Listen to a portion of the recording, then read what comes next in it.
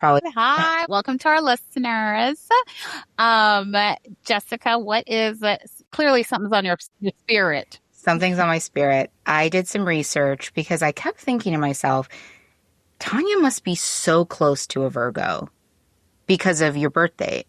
And I Yes. was like, what is the actual cusp considered? And then I know. the I know the facts answer. came out that you are actually smack dab in the middle of Leo Virgo cusp. Like you What's are the point? you are formally a cusp, although you only rep Leo. You are just as much No, I Virgo have as no you are. interest in I have no interest in talking about being a Virgo. That's like because I am to my core. You are a Virgo, Jessica, Hmm. right? We are as opposite as one could be in a very good way. We're both Yeah. fabulous. But, I think that I'm my Leo energy is strong. That So lion the is just doing okay. it all. So the facts of the matter are not in this case. Are not facts. I don't know what the fact I don't I'm know just what saying you you're a mean by cusp. that. I'm not saying where your energy lies. I'm just saying technically you are a cusp. I think Virgo start on the 19th through the 23rd, 23rd. 19th through the 22nd, excuse me. And your birthday is which day? the 21st. Okay. Just saying. By numbers, Well, it's. But listen, anyway, I'm not sure this is relevant, we're but approaching Virgo season, everybody. We're still in Leo, I know, we but are still not talking about Virgo season it's yet. coming I mean, soon enough. it Soon is enough. coming. I will acknowledge you as a Virgo, and maybe I'll listen. I'm meeting with our favorite tarot card reader, favorite healer tomorrow Okay. to Ask figure her. out how my season and how I should be moving. And Okay. so I will mention this whole Virgo theory to her and Cool. see if she has Thank you. anything to say. All right. But we also have another sign with us. Yes, we do. Oh, wait. I have one more thing before we introduce her Yes. that I didn't bring up last time, or that I actually just realized. So this week we're honoring the Montgomery Brawl anniversary. And The and chair, what I didn't realize, because we just talked about my trip to Alabama and the legacy sites, is that where it actually happened is at the legacy site boat launch.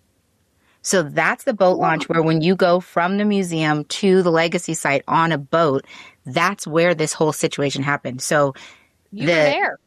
well, besides that, JCO was like, you actually couldn't have got to Black people in a more empowered moment than when they came out of the Legacy Museum on the way on a boat ride, 2 more sculptures, and then this happened. So it makes And they more were like, sense for the no, hat. they were like, not today, Satan. They were like, Exactly. not today. We are Exactly. we're not going to this is not 1960. Come through. Let's go. For the ancestors. So that was the other thing I wanted to point out when I saw the location. I feel like there was one other thing we missed to talk about, and I don't know. I mean, it's not Beyonce's new song with Jay-Z. It wasn't the remix, but it was Which something I haven't else. listened to, by the way, which would shock What is you. going on with you? You didn't I don't listen know. to it. There's I haven't listened yet. She did the morning, was it called Morning Dew? And then she did a remix. The remix came out like I think Monday. I haven't listened to either. I will. I Maybe will. you're slipping. Maybe you're not. You're slipping. The your card. devotion. It's not. God. Okay. I got to get into it. Yeah. Speaking of, we have a guest. Yes. I thought you were going to say, speaking of Virgo. We want to make sure she gets in on this conversation. We have a guest today, and I think we teased this guest a while ago. So, yes, we have a guest today we're so excited about, who is a friend of mine for, I hate to say this out loud, but I guess probably 20 years and 20 years. Tamika and I met back in the early days of, I guess we worked in public television together, which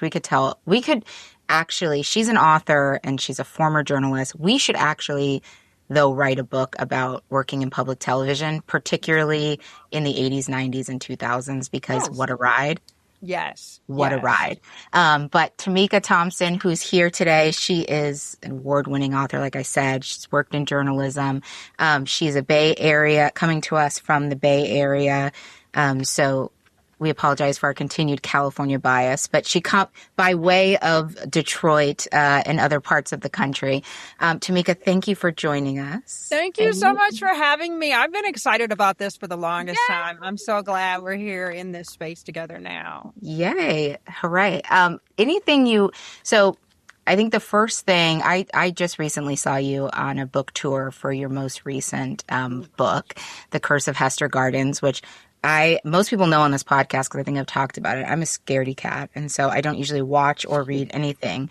And my husband went with me to the reading, and he was like he's like, I'll read it first. And he was like a chapter in, and he looked at me and he goes, yeah, this one's not for you. And I was like, okay. If you're saying that, like I'm hearing you. But do you just want to, before we jump in, talk at all about kind of that journey you've been on this newest book and, tales from the road and your book tour? I'm sure you're exhausted. I'm exhausted, but in a good way. It's like after you have a baby where you are tired, you're sleep deprived, but you're so happy that you have the baby and you just love it. That's what it's like because I'd been working on this book for so long, 2 years of research, 5 years of writing it before I got the book deal. And then we spent another year developing it to get it out into the world. It came out in March and I immediately went on tour all over the country. And then once I finished the book tour stops, the last one was the one where you saw me in LA. It started, we went right into con season. So like StokerCon, the Nebulas. And so I started traveling for that. I was just in Atlanta this past weekend. Yeah, this past weekend for the National Book Club Conference. So it's been amazing. I had done a short story collection before. I had a lot of short stories out. I had co-edited an anthology before, but there's nothing like having that debut novel. And I'm just relieved to have it out in the world now. Congratulations. Thank Unlike you. Jessica, I am like a horror lover. The scarier the better for me, and the darker the better. I think one of the funny things we talked about was that there's a little bit of psychology associated with those who love horror, maybe, and even how we deal with storytelling and how we connect to it. And I'd love to hear like what you're thinking about that is.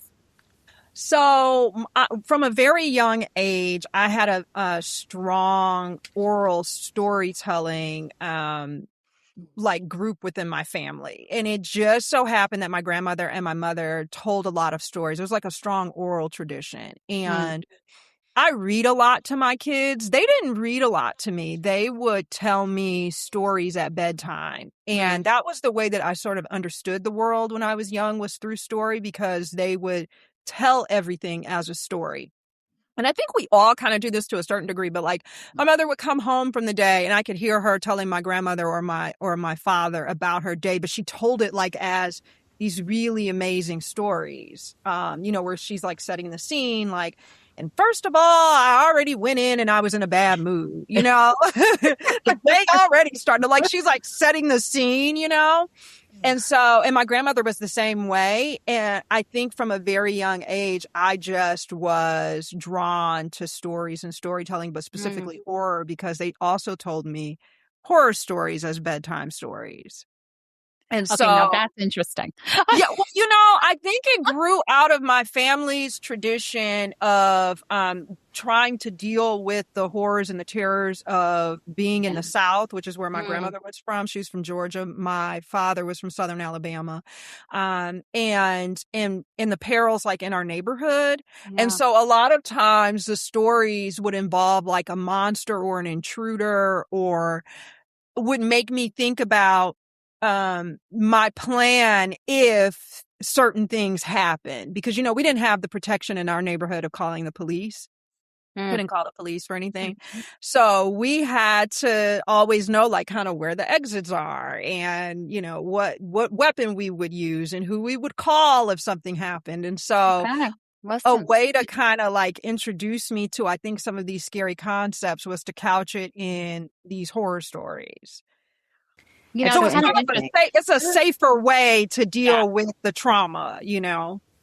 It's Yeah. interesting because as a Jamaican, as a child, Caribbeans think a lot about sort of ghosts, obia, the tradition. And I think as I was a child, I remember my family was very much talking about things that they saw in traditions. And it may have also been centered around what we would consider ghost stories. Yes. Yes. And you know, in my family tradition, particularly my family in the South, the ancestors were very present. And it wasn't unusual for them to talk to someone who had passed away as if they were still in the house, or to reference them as if they were still present. And so if someone had passed away and a door slammed, or Right. a floorboard creaked down the hall, they, oh, that's Lester Mm-hmm. here. He's letting us know that he Not There's came. Lester. Right. He came to see the new baby. He wants to see his grandchild or something like that. It was definitely like a positive thing. Like, Right. they are still present. They are still here with us. Yeah. And it wasn't necessarily something to be afraid of. And so I grew up with this idea that the past is always there, and Yeah. that the people that we lost are present. I remember very specifically when my grandmother passed away and I was very close to her. The adults were sitting around talking about her funeral, and someone made a suggestion that was just kind of silly. No one was going to go for it, but the door slammed at that moment. And they were like, see, Jesse She's didn't here. like that. Mhm. Jesse's letting you know that was a bad idea. And it was the wind blowing, of course, but it was a You way that never know. you never know, right? It was a way that they like kept her alive. And so I love I think that horror is a part of our everyday life. I think we process a lot of our grief and our fear through Mhm. these tales. It's funny. I think maybe it was last episode, Tanya, we were talking about, or maybe it was just a phone call we had, but I was saying that my therapist was talking about CBT therapy for Black women because storytelling comes so natural to us. So walking it through in story doesn't always help you process it because we're just so used to doing that. And then I think we've also talked on the episode about in the medical profession where often doctors also try to, with Black women in particular, understand facts and pull away from.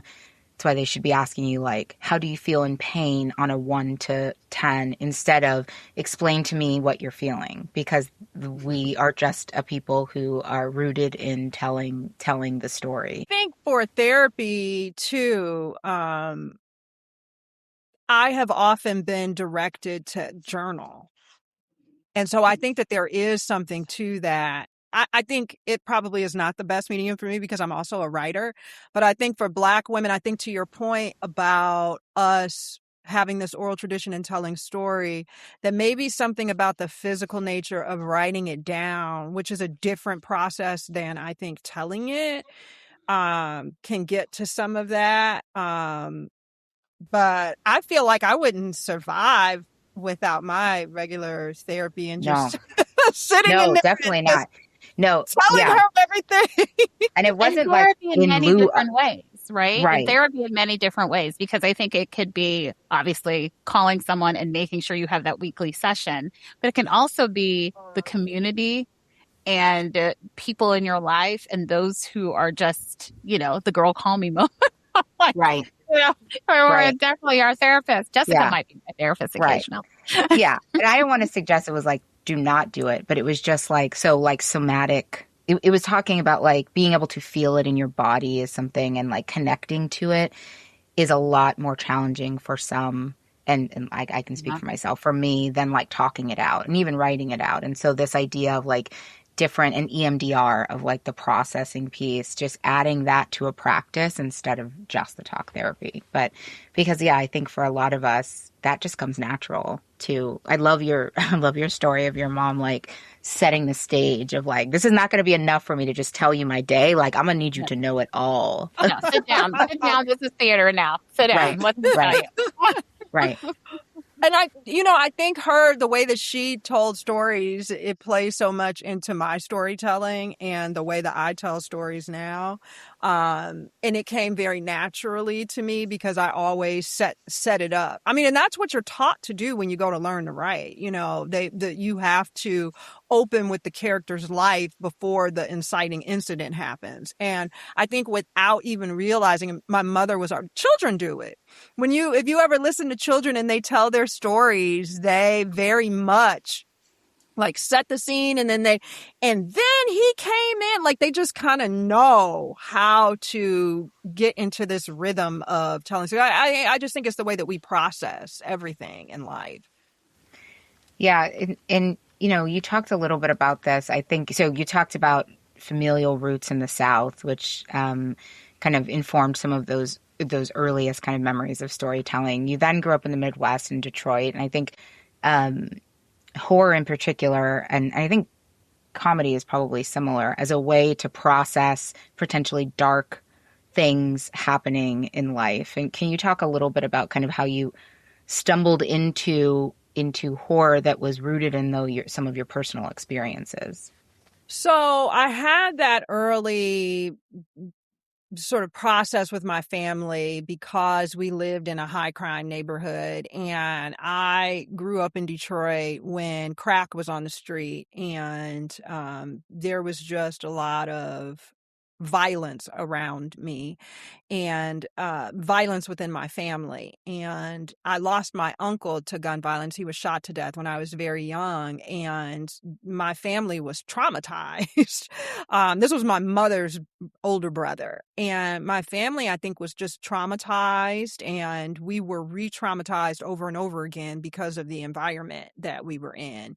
And when I became a teenager, I decided that I did not like living in the city anymore, and I wanted to move away. I survived a carjacking attempt when I was 15. So when I turned 18, I was like, I'm getting out of here. Like, I moved away, and that was it. I just wasn't going to be there anymore. But it traveled with me internally because you can't get away from who you are. You can't get away from your home. And so everything that I was studying when I was in school, particularly for political science, was making me better understand what had happened when I was growing up. And so I think I was already building the social underpinnings to my future horror work without even realizing it, because I was absorbing all of the information about comparative politics, about guns on the street, about violence and the ways that the West perpetuates violence and takes our violence to other parts of the world. I was filtering all of that through the lens of having grown up in Detroit. And so when I made the transition to become a reporter, all of the stuff that I was drawn to were things that had grown out of those early experiences. So I interviewed gang members. I talked to people who were incarcerated. Talked to people who grew up in neighborhoods that were similar to mine. Never with an eye towards being a horror writer, always with journalism and research related to reporting in mind. But I was just always drawn to that. So when I actually started writing, everything was very dark and horrific, but had some sort of like social aspect to it that it was attempting to uncover. Every single story. and I started to find out about myself that I had never really let any of that go. I had not let the horror go from when I was young, and I had not let that neighborhood go.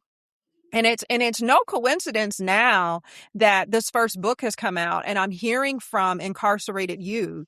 I'm hearing from gang members that they are reading the work and they're connecting with the characters, which to me is like, I've just been carrying this and now I put it out into the world. But it's important because I want them to know that I see them. I see them because I used to live next to them when I was growing up, and they were in my family. And so I feel like horror has allowed me to tell the stories that I was, to a certain extent, limited in telling using journalism. And it's interesting because you've sort of used the writing and used this as a way to, one, connect with those who have experienced it. And now the question is, how have you now, it's almost a healing process that you've gone through. And the question is, like, when you go to the next book, how does it evolve? Because I think you have another book coming out. Yes. How has it evolved or changed or shifted? So I put all of my pain on the page. And I think that the writing itself is another form of therapy. You know, I do CBT, but I think it's another form of therapy for me to be able to process emotion, to process grief, trauma, pain, and also to have conversations around topics that I think we need to talk about and we need to face that people are not really willing to for whatever reason up until this point. So for the first book, it's gun violence. For the second book, I'm looking at anti-aging and specifically the ways that it impacts Black women and how Eurocentric beauty standards have impacted all of us, but specifically anti-aging. And it's interesting because I started working on this second book before The Substance came out. But The Substance has been such an opportunity because people are paying attention to it now and are talking about it more. And so, and it's still a horror book. So, you know, it's going to descend into chaos and there's just going to be all sorts of madness. But Right. the important thing for us to be talking about is the ways that we have put pressure on ourselves about aging, not just the physical part of it, and that there's more research that needs to be done about the physical part of aging, but the pressure that we put on ourselves about the way that we look as we age, which is a process that we cannot reverse. And so we have this industry out there that has marketed youth to us because it lines their pockets for us to constantly be trying to look younger when it's just not possible. And so we have a lot of women who look altered, but who do not actually look younger. Right. Yeah, that's exactly right. I was traveling to another part of the country and I was like, I saw like these women and I was like, oh, this is what older white women look like. Because I feel like in California, it's not that they look younger, they just look completely different. Like they don't look like, can't even put an age to it. It's like, this is just different. You don't look younger. But California, I feel like there's an extra, extra emphasis. It's Dallas too. I mean, I think if you've never seen somebody in Dallas, you're like, it's interesting because the movie Substance with Debbie Moore. Yeah. That's the one. That's the one that I'm talking about because that's the one that sparked this whole. I was already building this book. Yeah. Jessica, have you seen the movie? Do you know what we're talking? Okay. So good. I know what you're talking about because I've heard interviews on it, but I haven't seen it. No. Yeah. That one is such a, when you think about, that was just such a dark and almost painful movie in so many ways as you watch that journey of that woman try. It was almost like it was so dark. And I think I remember sitting there going, why am I watching this? But it felt so true to life in what you see, not my life, but you see true to life of what you see on camera and what you see it's sold to you and how you will never, it's almost like this cycle. It's definitely the hamster wheel versus the Ferris wheel. That it's a cycle, and you're not going to ever get to a point in which you're going to be able to reverse it. And we're starting to have the conversation because there is pushback on it now, where you do have some people who are saying in this country very vocally, I am not going to alter myself. I am not going to try to be a younger version of myself. I am going to embrace the aging process and all that entails, right down to the gray hair. And I am going to find the beauty in it where other cultures see aging as something to be celebrated. Yeah. That I will take this individual stance to celebrate my aging and to see the changes as something to embrace and to be proud of, as opposed to something to alter and change. And I don't actually know why we would ever want to look like our 25-year-old self when we're older. I want to be healthy in my body at the age that I am and to feel good about myself at the age that I am. But this is what a woman in midlife is supposed to look like. And when I'm older, that version of me is what I'm supposed to look like at that age. I'm not supposed to look 25 my entire life. I do think there is a cultural difference, though, when you're thinking about how we see aging and, well, how we age. And, the Black don't crack, we say it. But, I think, though, I've seen a shift, though, most recently in what we used to celebrate and be on and feel great about now has been like, we need to conform to the norm and what everyone else is doing. Right. I will say that the book, and I'm trying not to give too much away, but it does deal specifically with African-American women in the ways that it impacts them. And Black Don't Crack comes up in there because there is a certain pressure and a certain acceptance of anti-aging, even with that phrase. The idea that Black Don't Crack fits squarely into the idea of youth culture and trying to look young, because we're saying that we look young beyond the years that our white counterparts do, right? And that there's this idea that somewhere between 35 and 75, you can't really tell a person's age, right, when they're Black. And what if you fall outside of that? And what does it mean for you when you are showing signs of aging? And is that Black Don't Crack? Is that something that is putting extra pressure on us? Is that something that we are trying to achieve? If we're wearing it as a badge of honor, what does it mean about the other parts of our aging, like our blood work and our physical health and our cholesterol and our plans for our estate and our will? What do all of these things mean? What does it mean to age when you're Black? Oof. Wow, I feel like I need a tack. There's a lot of cracks in that. There's a lot of cracks in those estate plans. I'll tell you that part. We'll just leave it there. Exactly. That's the next episode. I think that's really interesting. I think that the also thinking about the Black American experience, it's so important, like you said, like both of you said, to point out the cultural context of it, of like, what does it mean to be Black in America and the standards that you are using versus Black, across the diaspora, and how that shows up differently. I think that I remember when we were in Kenya, we talked to a guy and we asked him, we didn't ask him how old he was. He said something and it brought up like when his birthday was or something like that. And he's like, I have no idea. I don't know when my birthday is. I don't know how old I am. Like, I'm an elder, which is what is important to people around me. But like, I have no reason to capture like those other details. And it was so profound to me. That's actually freeing. I might start that immediately. Starting now. I don't know. When someone says how old, I don't know. I'm here to support. Age is a construct. Just right. If they ever asks you for age on a form, just start putting age as a construct. It's not one that I conform to. Thank you.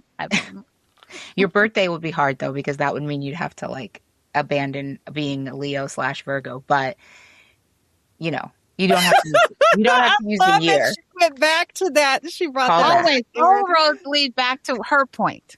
Anyway. Let's focus. Just saying, we are releasing this in the middle of it. It is contextually important. Okay, well, since you talked on health, I'm going to take us to like a total left because Tamika, Tamika was like the first woman I met who like asked me a question about like, what do I know about my reproductive system and how do I know how my ovaries are doing or something. And I was like, what? This woman is important question. She is in touch with her body. And I think throughout life, that is very much how I think about Tamika. So when we started this call, we said like we had talked about perimenopause before, and this show we shorthand it for peri, and we always Perry's always making an appearance. And Tamika, do you want to just talk about, I mean, you don't need to talk about your whole reproductive kind of journey, but like what got you interested? Like, was this something that was like a familial, like your family talked about it? Was it something that you just got into because you were interested because no one talked about it? Kind of, where did you start? There was no health, wellness talk at all in my family. There was no reproductive talk. Everything around my body was about shame. And I feel like so much of this happens, particularly with Black women, when it comes to sex, boyfriends, having babies, our exercise, what we eat, our body image, all of this stuff, there's shame. We are wrong. We are wrong for existing. We are wrong for everything. And those were the messages that I got, because those were the messages that the women in my family had gotten when they were young. So even when they talked to me about my period for the first time, it was very much like, so I'm going to tell you, and it's awful, and it's going to be miserable, and it's, just everything was so negative. So when I was out on my own in the world, I started to research and become a bit of a feminist around my body and my wellness and my health. And part of that was understanding my reproduction and the amazing things that my body is able to do, and the ways that we language it versus the way that we language things that are related to men. And so in the book that I was recommending to everyone, it was Taking Charge of Your Reproduction, I think was the name of it, right? Or Taking Charge of Your Fertility. That's what it was, Taking Charge of Your Fertility. And it was talking about the ways that we call fluid that leaves the woman's body as discharge. And we don't have this like negative connotation about seminal fluid for men, and about ovulation and understanding when you ovulate and understanding what it means for your body, your uterus, and what it is and how it can impact your life when you're young and also when you're older, not just as it relates to having children, but just your own health. I know so many women who have had hysterectomies because of fibroids and the way that fibroids, impacts your life. And so this was around the same time that I gave up meat. And I eventually gave up dairy and eggs and took on a plant-based lifestyle, which I've had my whole life, and began to exercise and to just, everything was about wellness and about me feeling good in my body. And it just went on that way through both of my, pregnancy, labor and delivery, all the way up until recently when Perry showed up and knocked on my door. And, and everything is still the same. I still eat plant-based. I walk on the trail somewhere between 16 and 20 miles a week, just trail walking. Okay, Tamika, that's the next book. Because I might need, or maybe that's the blog, because I need it. Because I need to, why are we giving up eggs? Why? I need the whole thing. I need to know. Help. It's been the best thing I've ever done for myself, I think. Just because I had all the things in my family, high blood pressure, high cholesterol, diabetes, all the things, right? And so I do yoga, I do Pilates, I walk. I put like a little weight pack on to go rucking when I walk, just like an extra 5 or 10 pounds, nothing heavy, right? And I eat. So I go for my blood work, which I do every year, never have any issue. In the last week and a half, 2 weeks, I go in and I get my blood work, and they're like, you're right on the cusp of being pre-diabetic. And I was You're like, I don't understand how this could even be possible. What am I supposed to eat? I literally cannot eat anything less than I eat salad. Not and I eat Well, is that the problem? You just haven't eaten in 3 months because we can't. We can't salad or berries. No, right? No salad. So I've been doing my steamed vegetables in place of the salad. And I get my, my protein, like my soy. I do all the things, right? Beans, my quinoa. And And so I was like, we're going to take this test again because something's obviously wrong with the collection. You said the collection. She's writing she's at Google reviewing the lab, like, don't go here, don't Don't go these. here. They were Something not, is wrong they did not with know the what they were way doing. she drew the blood. Right. So we take it again. And my primary was like, I have no idea. Like, give up protein, give up carbs. I'm like, I'm not eating You're any like, of this listen, I don't eat. So I go to the OBGYN and I take this to her and I'm like, what is going on? And she was like, do you lift weights? And I was like, no. And she was like, you don't do any strength training? And I was like, no. Strength training. Oh, God. Like, I walk. Like, I do yoga. And she's like, when you enter the perimenopausal period, and I'm like, oh my God. I'm in a spiral right now. I'm first. She's like, your hormonal levels start to fluctuate and it can create insulin resistance. Yeah. Which I had never heard of. And so I was like, I don't understand what any of this means. I'm not changing my diet. Like, I'm not doing anything different than what I'm doing. So she's like, add in some strength training, some heavy weights, like actually lift weights. And that might help. If it doesn't, then we need to talk about hormonal replacement therapy. Yeah. And I'm like, Perry, you heifer. She came for your neck. Perry was like, what? Figured out. I had everything figured out. You did have everything figured out. I will say this happened to my very dear friend who's a vegan. And all of a sudden she went in and her numbers, it was like 6.8 or 6 point something, which is like, she was diabetic. And she was like, this is not possible because I do yoga. I do this. But they literally, it was all centered around perimenopause. Yes. Yeah. That's what I saw that new primary this week. And we were establishing care. So I was, she was asking things like, what are the types of things I want to come to her about? And I was like, random things that happen in life that trying to understand, is this something that is connected to hormonal changes, to perimenopause versus like I don't want to so my recent thing has been like histamine attacks. Like I get around my cycle in particular, like these crazy, my entire face like itches in very specific places 3 days before my cycle. And I started realizing it's like inflammation. It's histamine goes up because I'm having some like inflammation things, but it's like my blood work's fine. So you would never see it on my blood work. My levels are, but it's like, I'm telling you that this is happening for the past 4 times. I'm telling you that like on the 3rd day, every like 3rd or 4th cycle, I get a migraine that's like debilitating. Like, and I was so happy that I found someone. She's like that, like you've at this point, because research isn't there yet, you just have to find someone who's willing to kind of do this puzzle discovery work with you and know that you might not get a definite answer, but you might get directionally a place where you should start going until science cares about women.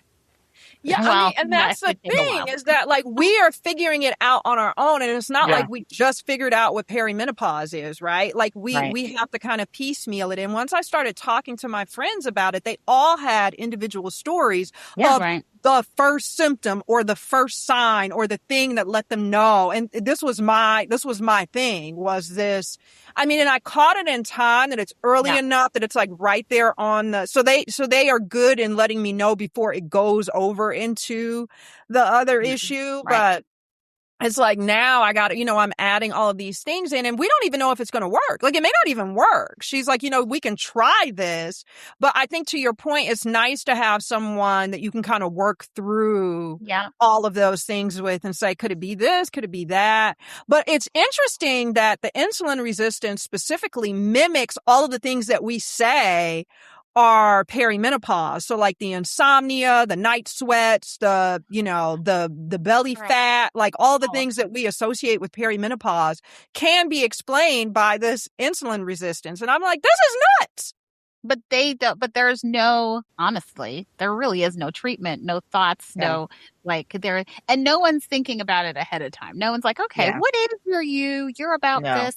Let's start talking about No. how to help support you so you Right. can. Because Right. the only No, no one's things doing it. we learned from women before is like the only thing I knew about, I didn't even, obviously I didn't know about perimenopause. I No. just knew No. when the people, women, older women in my life stopped having a period. Not when they spotted, not when they, it was like the date, what they had to share was like, here's the date I had my last period. I don't Right. even And think it's I like, knew that. Nobody's talking about I mean, no, I know that as an adult. I didn't know that as like a child. So then it's just like, okay, I actually think I remember going to someone's house and like being maybe like teens and needing like a, tampon or a pad or something, and then being like, oh, I'm past that, past those ages. And I was like, that was all you knew. And you were like, past that? How did you pass? past it. How did What it do you happen? mean? Right. Nobody Right, wrote a that's it. diagram. But Right. it's funny looking back on those times now that you are where they were, because I think about all of the women in my family who I used to see plucking hairs. And at the time I was like younger and I was What's like, going on? yeah. You're like, oh, And now I'm like, every morning.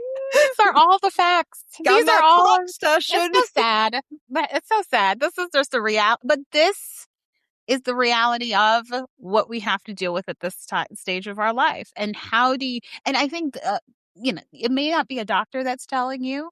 It might just be your girlfriend in the community. Because I think, and you think about your family, your parents and aunts and so forth. They didn't have the social media advocates out there. They didn't have social media in order to go, oh, I have this. I'm having heart palpitations. Why do I feel like I'm having breathing issues? All of that. No. It's menopause, lady. Yes.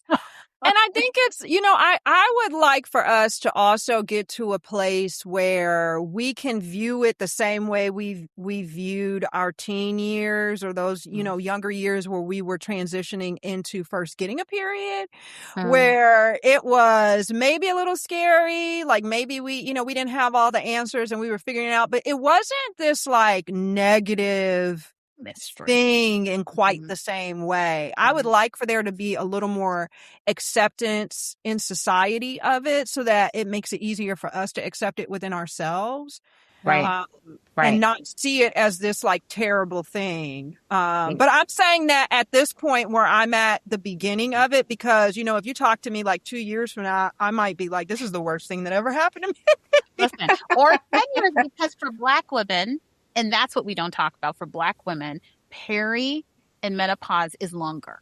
So you could be in this stage for 10 years trying to figure out, sorry, why, and not having the interventions or the doctor to tell you, because we don't all have access to the same. Well, it's why preventative care is so important.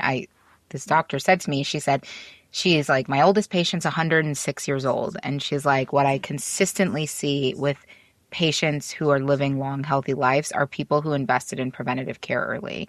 People, and it is an investment. I think we've talked about the privilege of preventative care. Like there's a privilege in being able to go to the doctor because you want to, because you want to understand more about your body, right? But there's it is an investment. It's a time investment. It's a money investment. But she was saying, she's like, it's nothing that is the indicator that I see consistently over people living long, healthy lives is people who've taken steps, like you were saying, Tamika, preventatively to really understand what's going on in your body and to understand your body. And to take charge of it. So I have instituted what I call a Wellness Wednesday. And my Wellness Wednesday is the day that I see my therapist. It's the day that I do usually the hardest workout that I'm going to do that week. So if I'm going to walk on the trail, I do the most miles on that day. Now it's about to be your weight Wednesday. It's going to be I've already started. I've added in the weight. The ankle weights. Right. All of it. Yes.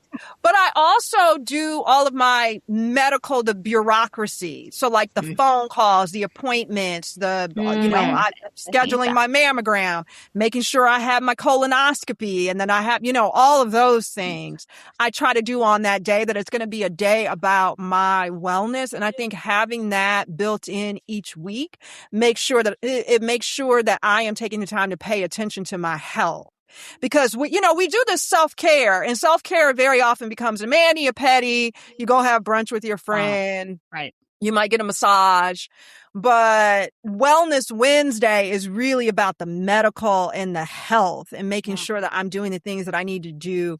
And I also, that was the other thing that really made me mad when I got these numbers, is that I had cut out alcohol. You're like, I haven't been drinking like, or what, pour me a drink. I know, that's the thing, is I was like, well, if I'm going to be doing all this, I'm going to add that wine back in. I don't care if people. Right. I thank you for putting a name for saying healthcare bureaucracy, because I think often too, part of the barriers to going to the doctor more is more of the work. I think for a lot of people, you go to an appointment once and you see that they coded it wrong, or, whatever, you paid to copay twice, whatever the thing is, all that extra stuff that comes with going to the doctor becomes barriers then for you wanting to do it again. You're like, see, what I don't have time for is all of this mess. And so the idea that you're carving that out as like part of your regular time is so important, because it is, you can't take on going to the doctor more often without thinking there's not our insurance system is trash in this country. And so every appointment, even if it feels basic, I've gone to basic mammograms where I'm like, I'm supposed to be get still a bill for $1,200, and you got to make time for that kind of stuff. Unfortunately, it's time consuming and it's stressful. Yeah. Yeah. And I watch my mother doing it now. She's older, and I try to help where I can for her, but she has actually called me at times because she's so frustrated that something has taken like half the day to deal with. And so I'm not quite there yet where I have to do as much, but it's enough now that it needs its own day, I feel like. I love it, actually. I love it. And I love how, we do talk about self-care, and it's usually a little bit more on a superficial. It's not diving deep into making sure that our cholesterol, all the long list, even mentioning the colonoscopy. I think a lot of people are thinking, oh, I'll do that at some point. No, it's almost like a checklist for your health. Yes. The colorectal cancers are impacting us at younger and younger ages. Yeah. And people need to get those as soon as the doctor first tells them that they need one. Yeah. And the colonoscopy itself, and I had told everyone this who was the same age as me. So I went back to like my college and my high school friends and was like, this is the year, everyone. This is if you haven't gotten it, schedule it.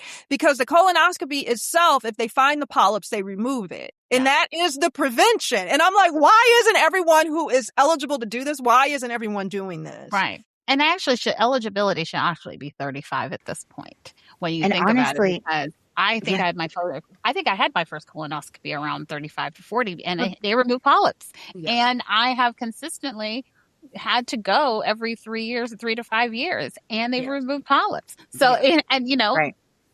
Well, the thing is too, so for a lot of routine screenings that have like these age limits, those go out the window if you have someone in your family who's had that, and then they usually go 10 years before the person's incidence. For so many of us whose family were not doing preventative care, it's very hard to track what actually was it that my grandmother, who was born in 1913, had. Like, I don't actually know. So I'm not telling you to lie, but I'm also telling you that you can, if you have a good doctor and they say, like, do you have this in your family? You know what? I don't know. I know that someone passed away. 2 people passed away of something that sounds like this, and get yourself in there earlier. Like, it's the earlier, the better. And if you don't know your family history, which a lot of us don't, err on the side of, I don't know, but it probably was that, or it could have been that, particularly on the heart, particularly on cardiovascular care and cancer. Like, absolutely. Yes. Yeah. Agreed. That's because we didn't, all of our grandmothers didn't or great grandmothers didn't just pass because of sugar. Like, okay. You said sugar. It's not just the sugar. They had the sugar. Right. But maybe they had the sugar because Maybe they of did menopause. because, right. They never got it checked. Right. Exactly. Yeah. Exactly. Yeah. Tamika, like, I feel like I feel like we need to do a part 2 to, to tie back in to talk. Cause I did say when you first came on camera, I said you have a gorgeous smile, and you said that there was a story behind that.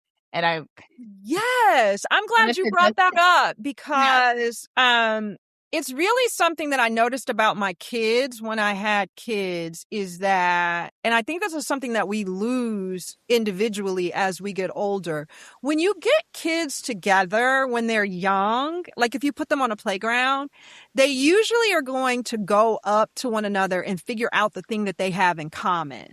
So they may be vastly different, but if they have on the same shoes, they are going to say, we have the same shoes. We're the same. And they're going to build a friendship off of that. And they're going to play and start to like each other and hang out, all because of the shoes or the backpack or the shirt. It's usually not that they come together and they notice the differences, but I feel like as we get older, we come together and we start to see how we're different before we start to see how we are the same. And so people often tell me, you have such a beautiful smile. Your smile is so pretty. And I appreciate that. And I do thank them for it. But I don't actually think that my smile is any prettier than anybody else's smile. I think what people are connecting to is that I smile so much and all the time at everyone, everywhere. And I smile at people before I speak to them, and I just give smiles like very liberally. Like I'm just kind of out there just smiling all the time. And I think that that's like my little child in me that still sees the commonality. And I think I just, when I meet people, I just have that, I almost bubble up inside, like, oh my God, who are you? We're the same. What are you? You know, like that's who I am. And so I think that that's what the smile thing is. And I do appreciate it when people say it, but I think I smile at everyone all the time so much, and they're free, and they make us all feel good and connected. And so that when you said that, I was like, oh, yes, this is what we need more of. We need to all be smiling at one another and finding out how we're the same. No, I love that. I love that because, you know, in certain countries when I've traveled, there is sort of an automatic greeting that people greet each other and just kind of say hello. And several people have said I have that one of those faces that people want to engage. And yeah. I'm like, I'm like, why am I always smiling or trying to like engage somebody? But I think there is a warmth there. And it's something that in some ways in this society right now, I don't think we really connect with each other in that same way. We also are always rushed. Yeah. And because we're always rushed and we have this like productivity lifestyle, we always have to be productive and we never rest and we never give ourselves a break and we're always grinding, that we forget to smile at one another and we forget to be warm because we're the pressure, the time, the clock, all of those things, it makes us a little bit harsher. And so I think that even when I'm out, like if I'm just at a store and I go up to someone at the store, like I'm not going to just go up to them and start talking. I'm not going to say, hey, do you have this on aisle such and such? I'm going to smile at them first. Like it's just to me, it just seems like a basic thing. But people, we've gotten to the point that people are actually suspicious of folks who smile at them. Yeah. I was going to say, I do feel like I feel like very geographically in the United States, like a smile gives off very different things. Like I definitely feel like in New York, I was not just like randomly smiling at people and just like seeing what it would like generate. And I think, but when I was recently in the South, I do feel like I felt like I was on like smiling at everybody. And there was this very different, I think California, depending on where you are in California, is probably, could go either way. I think where I live, I'm being careful of how I I'm not like you to me. I'm being very cautious of the smiles I'm handing out because I want to make sure I'm not handing them out to the wrong people, but getting the attention that I don't want. But I think you're right that it's like, we've lost this ability to connect with people. And sometimes you actually don't want to have a conversation with people. There's people you don't want to have a conversation with, but there's absolutely people you could smile at. You know what I mean? Like, and sometimes that actually gets you out of the conversation and like the dialogue that you're like, I know this wouldn't go in a good way, so I'm going to give you a smile. I'm going to keep it pushing. That's exactly it. And you have to be cautious because you can't get on the subway or you can't walk down the street smiling at everyone. Right. But if you walk into the bodega and you're going in to buy something, you can smile at the people who work at the bodega, right? Right. And so I think, yes, very much so. When I am on an airplane, it's a little tricky because you may not want to have a conversation with the person who's coming to sit down next to you. So smile. No. I'll smile under the mask. Eye mask plus headphones. I'm not. No. Yeah. I'm absolutely fine with someone being like, "Oh, she was unapproachable." You're right. Yeah. Actually, I know. But see, I wear my mask, and so you can smile with your eyes. You can smile with your eyes. You can smile. You can smile. Yes. So you talked a little bit. I think so much of an important part of like the work you do and the things you talk about, Tamika, as a mom. You talked about having 2 kids, and a mother to a young daughter and a son. Can you talk about just, I think, a little bit that smile thing? We kind of you often hear people say to a little girl, "You should smile." I used to get that. You should smile more, and it's like, first of all, don't tell me. We could go down that path of like, don't tell me what to do. Like, you don't say that to little boys. But can you just talk about, I think as a parent, like how today you parent your daughter differently than you parent your son as having 2 Black kids in today's beautiful 250-year-old America? So with raising Black children, what I have to constantly balance is giving them information about the reality without also breaking their spirit. But I also want to parent them differently than I was parented, in the sense that I am not trying to make them any one way or the other. I'm not trying to mold them into anything. And so I very much allow them to be who they are. My daughter does not smile. She's 15. And my smile actually annoys her a lot of the time. And my bubbliness actually, like in the morning especially, I'll be like, "Good morning, my precious." And she's like, "Okay, that's too much. We're going to have to," she's her own person and she has a very different personality. And I allow her to be who she is and to show up the way that she shows up without criticism and without trying to make her into someone else. And I have never told her to smile, even in photos. I have a thing about that with pictures, specifically because I was photographed from such a young age. We didn't talk about this, but I started off modeling, acting, and doing pageants from the age of 4. And I was very much trained to smile from a young age. And it worked because that's my personality. But there was definitely a pushback internally to having to smile on cue. And that's what happens when you are in front of a camera a lot when you're young. And so in photographs from my children, I've never been like, "Oh, be in a better mood for me, be in a better mood for this picture, smile for me, smile for this picture." And I never wanted my children to feel like they're performing for me or that they have to show up a certain way for me. For boys, it's different than it is for girls, because girls are allowed to express emotion and to be emotionally connected. Boys are not. And it was really important for me to raise my boy to be socially, emotionally intelligent and to cry. And I wanted both of them to know what it was to be embraced when they cry. So often when our children cry, you even hear parents say, "Well, that's what you get." Or, why were you over there? Or, "That's why you fell." And there is a lesson in a lot of what they do, because they are kind of ridiculous when they're young, but you also need to embrace them and say to them, "I'm sorry. I know that hurt. That looked like it hurt. How does that feel? Come here. I'm here to comfort you and hold you," for my boy and for my girl. But for Black children, there's so much of teaching them a perspective that is not their own and how they are perceived. And that's the hard part. That's the balance, because I'm teaching them to be who they are, but I'm also teaching them to understand how they are perceived by others. Right. In showing up your authentic self, like, this is what it's going to bring. Yes. But I don't want you to not do that, but also want you to, that is a challenge. Yeah. That's hard.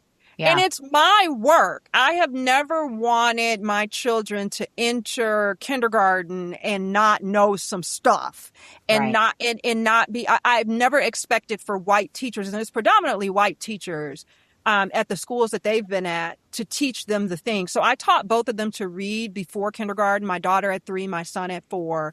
I started to teach them about race in America and racism before they enter kindergarten, because the things that they would encounter in predominantly white spaces happens way earlier than what you would ever expect. Right. And so it's painful to have those conversations. I remember reading John Lewis's March to my daughter when she was probably in kindergarten, and I was reading the part in the book where the children are being hosed and the dogs are coming to attack them. And I started sobbing as I was reading this to her. And she was like, "Mommy, why are you crying?" And I was crying not only because of what had happened to the children, but because I was, to a certain extent, destroying her innocence in the process. And I hated having to do that, because I really just wanted her to focus on Doc McStuffins. Right. I didn't want her to have to hear the story about the kids that were hosed and the dogs were put on them. Right. And that changed something in her, but it also made her the same little girl who went into 2nd grade and was like, "I'm not going to pledge allegiance to the flag. I'm going to sit down while you guys do this. I'm going to sit this out every day." I love that. I love her. I love her. I remember when, yes, obviously before she was born. And so I think it was so funny when I saw her, what you're saying, how your personality is being so different. When I saw her at your book reading, she was taking pictures of you, and she was taking pictures of you. And like, I think I sent something to you after, and you were like, she like did a good job or whatever. She was like happy about doing it, but it was like there was so much pride. I could see pride in her taking the pictures of you, and your husband kept like looking over, like, "Get this one, and she was like, "I've already done it. It's done. I've captured it. I got her. Like, don't worry about it." Like, just so matter of fact, so different than you. But was so, I could see that like pride in her. It was super sweet. It's been a healing journey to have a daughter who is growing up the entire time with her own agency and in touch with herself, and never feeling like she has to apologize for any part of herself to me. And that's not to cast aspersions on my mother or my grandmother, because they were raised in very different conditions than what I was raised in and what I'm raising my daughter in. And there was a lot of trauma around that, and they were surviving. But it is healing to see my daughter thrive from the beginning. Yeah. And to know the reality, but to still have her own power and agency within it. And social media, now that she's on it and she's got her phone, and that's a whole thing. Social media is an impact, a very negative impact on self-esteem for young girls. But I think we waited long enough that by the time she encountered it, she kind of already knew who she was and what she stood for and what was important to her. And so she can look at it and kind of still be apart from it. And I think if I hadn't have raised her to feel good about who she was, that wouldn't have happened when she got there. Yeah. Tamika, you have, listen, I literally think we can do a whole series with you. There's a lot there. And I love all of it. But, we've been talking, Jessica and I, a lot about women in their full. You have a great career, writing, your creative spirit, your mother, you're traveling and talking about your work. When you're thinking, what advice for women who are trying to get there and trying to be there, what advice do you have for them? Advice to what, like having it all, having the how do you you can't do it all at the same time, first of all. And second of all, this is why I go back to the health thing. The most important thing, the foundational thing is the health. Yeah. I mean, you can't do any of the other stuff without the health. And I think we put that as our last thing, and we focus on career and husband and children and parents that, the senior parents that we're taking care of, and community and our friendships. And then we put our health on the back burner. What the most important thing for me is sleep. I have these rest cards. Did I tell you guys about the rest cards? No, what are the rest card? Listen, you need to write a blog because I need to join it because I need help. Or maybe I need to call you because I need help. The rest is like a rest revolution, but it's this idea that we were given that we have to earn our rest. And we all feel guilty about resting. And we do this to ourselves because we have to be productive. Everything we do, even our vacations, we have to do all the things when we go on vacation, and we have to accomplish all of these things. And so we don't nap. We don't sleep in. We feel guilty about resting. I had a sinus infection this summer, and I went into the doctor and she had to give me antibiotics because it was that bad. And she was like, you need to go on bed rest. And I was like, now, when you say bed rest, what do you mean exactly? And she was like, get into bed and don't get out until you feel better. And I had to take a moment to go back to my rest cards that have these sayings on there about the fact that rest is our birthright. We don't have to earn it. It is part of the resistance for us to rest. Sleep is important. Daydreaming is important. Having moments to ourselves. And this is why I think this self-care thing has kind of gotten us off track. Because I think people have different ideas about what self-care is. And then, you go out and you do the mani-pedi, and then you go do the other thing, but then you haven't slept. You're working off of like 4 hours of sleep. And so I'm taking this personal right now. So right, because we all at some point have done this to ourselves, and it's like we wear it as a badge of honor. I only slept 4 hours. I only slept 5 hours. I'm making it happen. I'm grinding. Well, this is, guys, where we differ, because I do not. I'm like, I need my 8 plus. Yes. Plus, 8. I don't even know. 8 is when I have a cold, probably. So yeah. Anyway. That's what I mean. And that's the norm. And to be honest with you, that is my husband. My father was like that. My father grew up on a farm. His family owned the land. They were not sharecroppers. They owned the land. And he got up when the roosters got up. And he was a workaholic, and he worked himself to death. And I have married that same person. I have married someone who cares about work and labor. I'm sure you never tell him that, though. No, he knows that. No, obviously. He knows he needs to rest. He just won't do it. Right. And him the clip. I feel like he is like everyone else, where it's just constant like travel. He travels a lot, and he comes in like last night. His flight was delayed, so he didn't get home until like 1:30 in the morning, flying in from Chicago. I think he was in Chicago. And it's just a different city every other week. And he's tired. We're all tired. Right. And so my advice, it's not these platitudes or these wonderful things it is health, sleep, rest. It will solve all the other problems. Maybe I love that. I love that. And I don't know how I think, yes, you need to, because girl, you got a lot going on, and you have even more coming. And we'll share on socials and everything. Links to your book, the current book out, which everyone, if you're not a scaredy cat like me, well, everyone should buy it. But then if you're not a scaredy cat like me, you should actually read it or buy it and then gift it to a scaredy cat. Yes. But thank you for coming. As always, you teach me something different every time I talk to you, and it's like putting a piece together. Every time you say something, I'm like, oh, that is so who she is. Like, and I never would have thought that, but then I don't know how to explain it. But you are who you are. You have been for 20 years. I love you dearly, and thank you for coming on. It's so special to have you here. much. Thank you so much for having. This was like therapy. This was so good. Wait, girl, call us. Call us. Listen. Thank you to our listeners. Like, subscribe, and listen. Like, subscribe.